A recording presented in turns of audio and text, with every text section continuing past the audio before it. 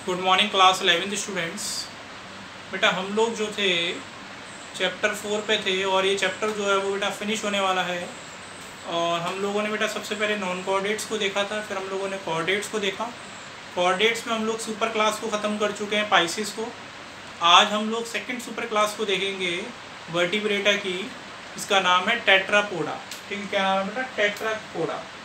ठीक है, तो वर्टिब्रेटा की सेकंड सुपर क्लास का नाम क्या है बेटा? ठीक है, इसमें दो सुपर क्लास थी, एक थी पाइसिस और दूसरी क्या थी बेटा? दूसरी थी टेट्रापोडा, जिसमें से हम लोग पाइसिस को देख चुके हैं। ठीक है, इसमें बॉनी फिशेस, कार्टिलेजियस फिशेस देख चुके हैं हम लोग। ठीक है, टेट्रापोडा जो है 4 में डिवाइड है। ठीक है, टेट्रापोडा जो है 4 क्लास में डिवाइड है। एक है एम्फीबियन, एक है बेटा एम्फीबियन, एक है रेप्टाइल्स, एम्फीबियन, रेप्टाइल्स, एव्स और मैमल्स। एव्स और मैमल्स। ठीक है, तो सबसे एडवांस कौन है बेटा? मैमल्स है टेट्रापोडा के अंदर। सबसे निम्न कौन है? एम्फीबियंस हैं। देखिए, एम्फीबियंस के अंदर फ्रॉक्स आते हैं, एम्फीबियंस के अंदर फ्रॉक्स आते हैं। रेप्टाइल्स के अंदर बेटा स्नेक्स आते हैं। ठीक है, एव्स के अंदर बर्ड्स आती हैं। मैमल्स के अंदर ह्यूमंस आते हैं। मैमल्स के अंदर कौन आएगा? ह्यूमंस आएंगे। ठीक है, तो ये मैंने आपको बेसिक बता दिया टेट्रापोडा का। कि टेट्रापोडा के अंदर 4 क्लास हैं, एम्फीबियन, रेप्टाइल्स, एव्स, मैमल्स। इनके बनने का ऑर्डर भी यही है। पहले एम्फीबियंस बने अर्थ पे, फिर रेप्टाइल्स बने, फिर एव्स बने और फिर मैमल्स बने। चलिए फिर टेट्रापोडा में हम लोग शुरुआत करते हैं एम्फीबियंस। ठीक है, चलिए एम्फीबियंस की शुरुआत करते हैं और एम्फीबियंस को डिटेल में देखते हैं। Class amphibian. ठीक है, टेट्रापोडा की सुपर क्लास। ठीक है, एम्फीबियंस को देखते हैं और देखते हैं एम्फीबियंस के अंदर कौन कौन से कैरेक्टर्स होते हैं जिन्हें आपको जानना ज़रूरी है। ठीक है, तो सबसे पहला है एम्फीबियन। सबसे पहला है एम्फीबियन। Amphibian, amphibian. तो बेटा ये जो एम्फीबियन है ये किस वर्ड से बना है? एम्फी वर्ड से बना है। किस वर्ड से बना है बेटा? एम्फी वर्ड से बना है। तो एम्फी वर्ड का क्या मतलब होता है बेटा? याद रखिएगा, एम्फी का मतलब होता है डूअर। ठीक है, एम्फी का मतलब क्या होता है? डूअर। और बीएन या बायोस का मतलब होता है लाइफ।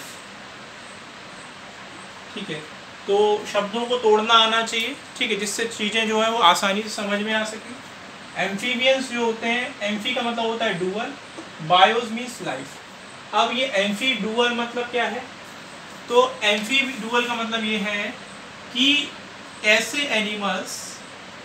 एनिमल्स जो वाटर और लैंड, ठीक है, वाटर और लैंड, जमीन पर सरवाइव कर सकते हैं, उनको बोलते हैं हम लोग एम्फीबियंस। क्या बोलते हैं बेटा? एम्फीबियंस बोला जाता है ऐसे एनिमल्स जो लैंड और वाटर दोनों में क्या कर सकते हैं? सरवाइव कर सकते हैं, उनको हम लोग एम्फीबियंस कहते हैं बेटा। एम्फीबियंस का एग्जांपल याद रखना, फ्रॉग हुआ, टोड हुआ, ये जो है एम्फीबियंस के एग्जांपल है।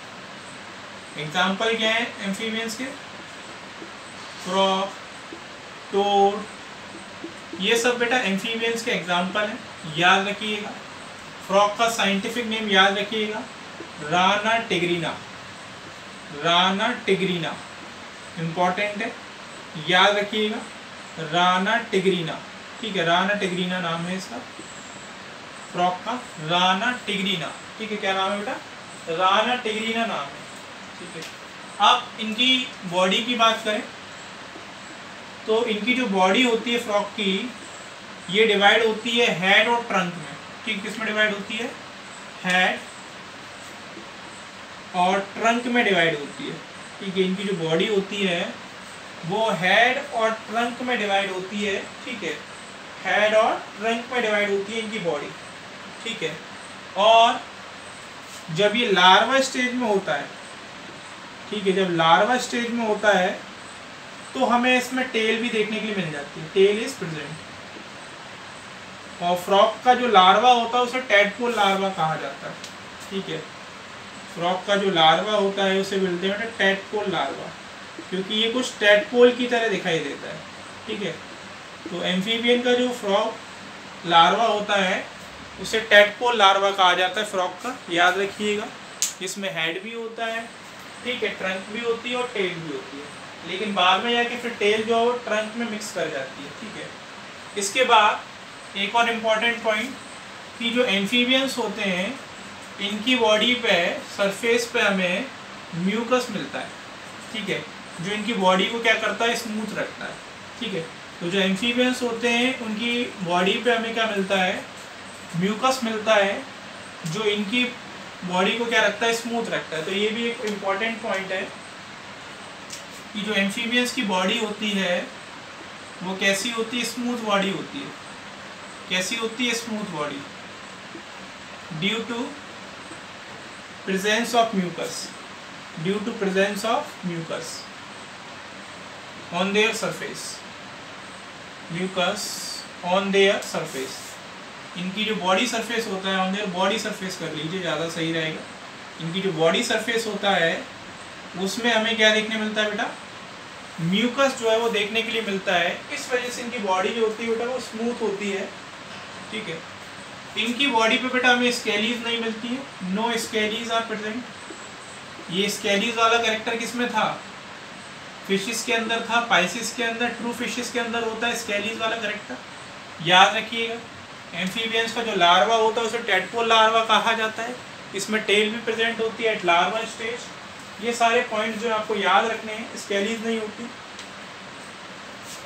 इसके बाद इनकी टू पेयर ऑफ लिम्स, इनके जो लिम्स होते हैं, टू पेयर ऑफ लिम्स जो होते हैं वो प्रेजेंट होते हैं। इनके पास टू पेयर ऑफ लिम्स जो है वो प्रेजेंट होते हैं, टू पेयर ऑफ लिम्स, दो हाथ दो पैर। लिम्स मीन्स फोर लिम्स और हाइंड लिम्स, जैसे हमारे पास होते हैं दो फोर लिम्स होते हैं, दो हाइंड लिम्स होते हैं, तो हमारे पास भी कितने होते हैं, टू पेयर्स होते हैं। तो ये पॉइंट याद रखिएगा, इम्पॉर्टेंट है, बहुत इम्पॉर्टेंट पॉइंट है, ठीक है। इनके ईयर, आईज में आईलिड्स होती हैं, ठीक है, आईज में आईलिड्स होती हैं, याद रखिएगा। और ईयर में टिम्पैनम मेम्ब्रेन होती है, ईयर में टिम्पैनम मेम्ब्रेन होती है, ठीक है। आईज में आईलिड्स होती है और ईयर में बेटा टिम्पैनम मेम्ब्रेन होती है, ये याद रखिएगा। टिम्पैनम मेम्ब्रेन को हम लोग ईयर ड्रम के नाम से भी जानते हैं, ठीक है। ये साउंड प्रोड्यूस करने में हेल्प करती है, ईयर ड्रम जो होता है सुनने में मदद करती है, ठीक है, ईयर ड्रम, ठीक है। ईयर ड्रम प्रेजेंट होता है इनके पास, जैसे हमारे पास प्रेजेंट होता है ऐसे इनके पास भी प्रेजेंट होता है, ठीक है। अब बात करते हैं इम्पोर्टेंट पे, हार्ट की बात कर लेते हैं। एम्फीबियंस के पास हार्ट किस प्रकार का होता है, रेस्पिरेशन किस तरीके से होता है, ये देख लेते हैं। इम्पॉर्टेंट पॉइंट हैं दोनों, याद रखिएगा। तो एम्फीबियन का बेटा जो हार्ट होता है, इससे पहले पाइसिस का हार्ट कैसा था, 2 चैम्बर था, लेकिन एम्फीबियंस का जो हार्ट होता है वो 3 चैम्बर्ड हार्ट होता है। याद रखिएगा कि जो एम्फीबियंस के मेंबर्स होते हैं इनके पास 3 चैम्बर्ड हार्ट होता है, ठीक है। एम्फीबियंस के जो मेंबर्स होते हैं इनके पास जो हार्ट होता है वो कैसा होता है बेटा, 3 चैम्बर्ड हार्ट, 3 चैम्बर्ड हार्ट जो है इनके पास प्रेजेंट होता है, ठीक है।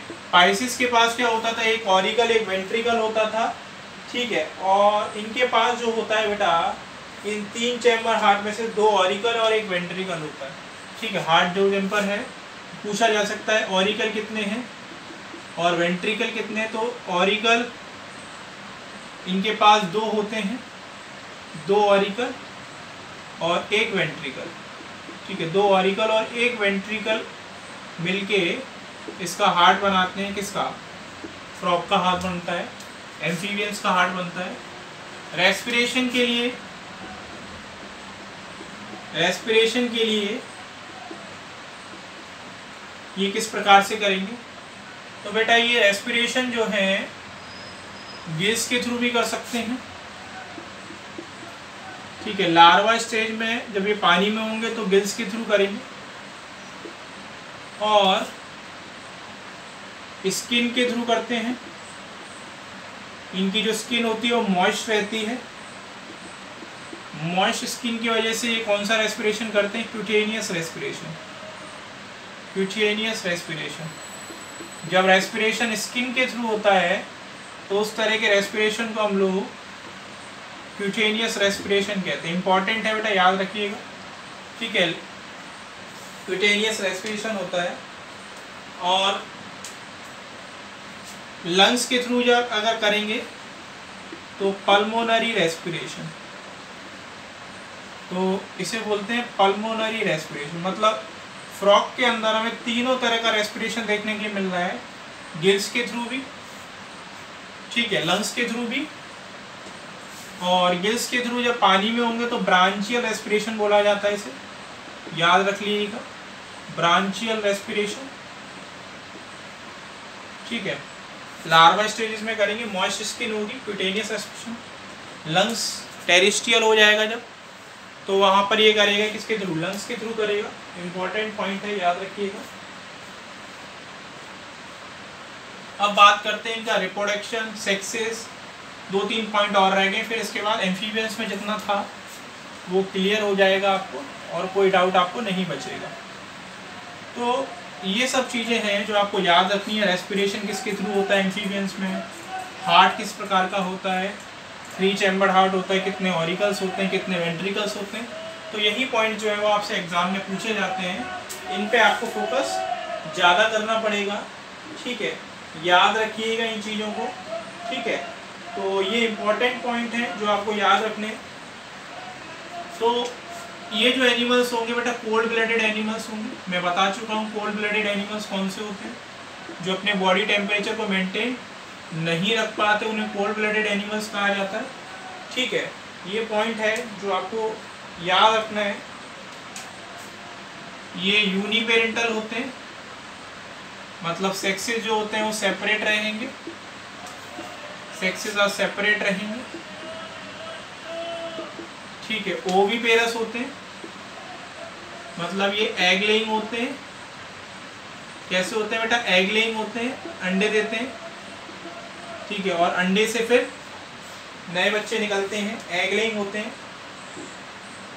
फर्टिलाइजेशन इसका कैसा होगा?